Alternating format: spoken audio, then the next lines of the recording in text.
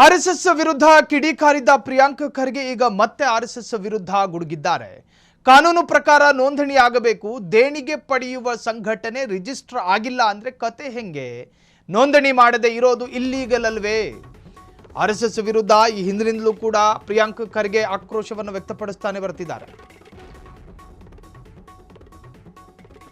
ಕಾನೂನು ಪ್ರಕಾರ ನೋಂದಣಿ ಆಗಬೇಕು, ಆಗದೇ ಇದ್ರೆ ಇಟ್ ಈಸ್ ಲಿಟ್ರಲಿ ಇಲ್ಲೀಗಲ್. ದೇಣಿಗೆ ಪಡೆಯುವ ಸಂಘಟನೆ ರಿಜಿಸ್ಟರ್ ಆಗಿಲ್ಲ ಅಂದ್ರೆ ಹೆಂಗೆ? ನೋಂದಣಿ ಮಾಡದೆ ಇರೋದು ಇಲ್ಲೀಗಲ್ ಅಲ್ವೇ? ಪ್ರಿಯಾಂಕ್ ಖರ್ಗೆ ಹೇಳ್ತಿರೋದು. ಇವರೆಲ್ಲ ಯಾವ ಸೀಮೆ ವಕ್ತಾರರು? ಅಲ್ಲಿ ಚಿವುಟಿದ್ರೆ ಇಲ್ಲಿ ಅಳ್ತಾರೆ, ಬರೀ ಪುಂಗಿದಾಸರು. ಪ್ರಿಯಾಂಕ್ ಖರ್ಗೆ ವಾಗ್ದಾಳಿ ನಡೆಸಿರುವಂತಹದ್ದು.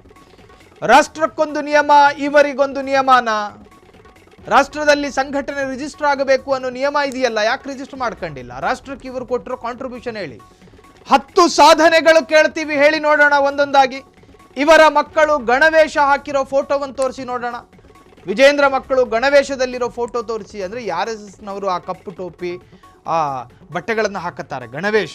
ಅದನ್ನ ಬಿಜೆಪಿಯ ಲೀಡರ್ಗಳ ಮಕ್ಕಳಿಗೆ ಹಾಕೋದೇ ಇಲ್ಲ. RSS ವಿರುದ್ಧ ಮತ್ತೊಮ್ಮೆ ಗುಡುಗಿದ ಪ್ರಿಯಾಂಕ್ ಖರ್ಗೆ.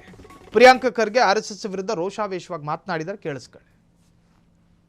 ಕಾನೂನು ತಂದ್ಮೇಲೆ ರಿಜಿಸ್ಟರ್ ಘಟನೆ ಇದೆ, ನಿಮ್ಮದಿರ್ಬೋದು ನಂದಿರ್ಬೋದು.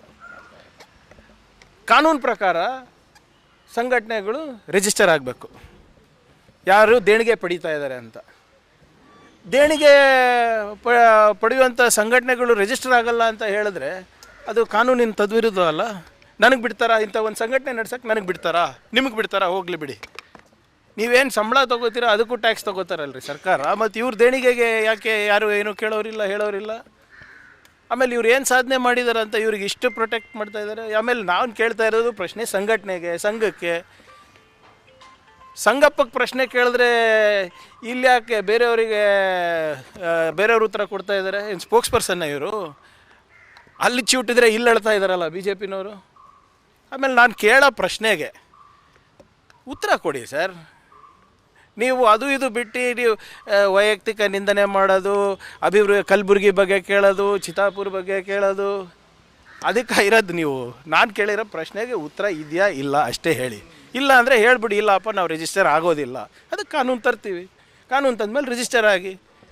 ಈ ಏನು ಇಡೀ ರಾಜ್ಯಕ್ಕೆ ರಾಷ್ಟ್ರಕ್ಕೆ ಒಂದು ನಿಯಮ, ನಿಮಗೊಂದು ನಿಯಮ ಇರೋಕ್ಕೆ ಸಾಧ್ಯ ಆಗುತ್ತಾ? ಏನು ರಾಷ್ಟ್ರ ಕಟ್ತಾರಂತೆ? ಏನು ರಾಷ್ಟ್ರ ಕಟ್ಟಿದ್ದಾರೆ ಸರ್ 100 ವರ್ಷದಲ್ಲಿ? ಹೇಳಿ ನನಗೆ. ಒಂದು 10 ಕೆಲಸ ರಾಷ್ಟ್ರಕ್ಕೋಸ್ಕರ ಮಾಡಿದಾರೆ, ಒಂದು 10 ಕೆಲಸ ಸಾಧನೆಗಳು ತೋರಿಸ್ಬಿಡಿ ನನಗೆ.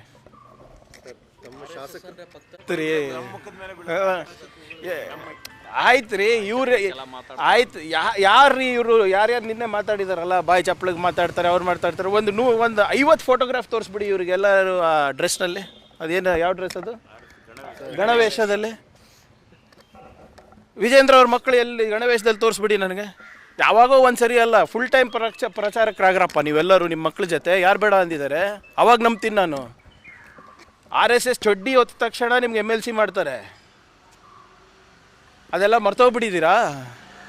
ಯಾಕೆ ನೀವೆಲ್ಲ ಇವಾಗ RSSಗೆ ಅಂತ ಹೇಳ್ತಾರಲ್ಲ, ನಿಮ್ಮ ಮಕ್ಕಳಿಗೆ ಫಸ್ಟು RSS ಶಾಖೆಗೆ ಕಳಿಸಿದ್ದೀರಾ? ಎಲ್ಲ ನನಗೊಂದು ಫೋಟೋ ಕಳಿಸಿ. ಫುಲ್ ಟೈಮ್ ಪ್ರಚಾರಕ್ಕೆ, ಸುಮ್ಮನೆ ಪಾರ್ಟ್ ಟೈಮ್ ಅಲ್ಲ. ಯಾವುದಾದ್ರೂ ಒಂದು ವಿಶೇಷವಾದಂಥ ದಿನಕ್ಕಲ್ಲ, ಫುಲ್ ಟೈಮ್ ಪ್ರಚಾರಕ್ಕೆ ಮಾಡ್ತೀರಾ? ಅವ್ರು ಹೇಳ್ತಾ ಇದ್ದಾರಲ್ಲ, ದೇಶಭಕ್ತಿಗೆ ದೇಶ ಕಟ್ಟಬೇಕು ಅಂದರೆ ನೀವು 3 ಮಕ್ಕಳು ಹಡಿಬೇಕು ಅಂತ. ಅವ್ರು ಯಾಕೆ ಬ್ರಹ್ಮಚಾರಿಗಳಿದ್ದಾರೆ ಇವರೆಲ್ಲರೂ? ಮತ್ತು ಇವ್ರದ್ದೆಲ್ಲ 3 ಮಕ್ಕಳಿದ್ದಾರೆ ನೋಡಿರಿ, BJP ಮಕ್ಕಳು ಎಲ್ಲ.